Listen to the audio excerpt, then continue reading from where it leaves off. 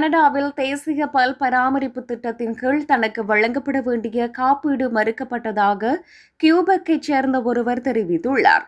Walter போசே என்ற அந்த நபர் எக்ஸ்ரே மற்றும் மருத்துவ ஆதாரங்களை தனது பல் மருத்துவர் வழங்கியதாக கூறியுள்ளார். மேலும் பல் மருத்துவர் ஒப்புதலுக்காக விண்ணப்பித்ததாகவும் அந்த விண்ணப்பங்கள் நிராகரிக்கப்பட்டதாகவும் அவர் குறிப்பிட்டுள்ளார்.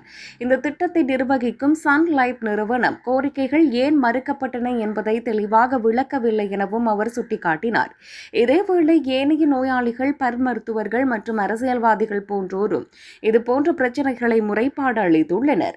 மெட்டல், செரமிக், கிரீடம் மற்றும் செயற்கை பற்கள் போன்ற அதிக செலவுள்ள சிகிச்சைகளுக்கான காப்பீடு போதுமான தகவல்கள் இல்லாமல் அடிக்கடி மறுக்கப்படுவதாக அவர்கள் கூறியுள்ளனர். அதாவது விடுபட்ட ஆவணங்கள், போதுமான மருத்துவ ஆதாரங்கள் இல்லாமை, நகல் கோரிக்கைகள் அல்லது திட்டத்தின் கீழ் வராத சிகிச்சைகள் போன்ற காரணங்களால் பல விண்ணப்பங்கள் நிராகரிக்கப்படுவதாக ஹெல்த் கனடா கூறியுள்ளது. மேலும் இந்த பல் மருத்துவ திட்டம் முற்றிலும் இலவசமானது அல்ல எனவும் ஒவ்வொரு கோரிக்கையும் அங்கீகரிக்கப்படாது எனவும் ஹெல்த் கனடா தெரிவித்துள்ளது.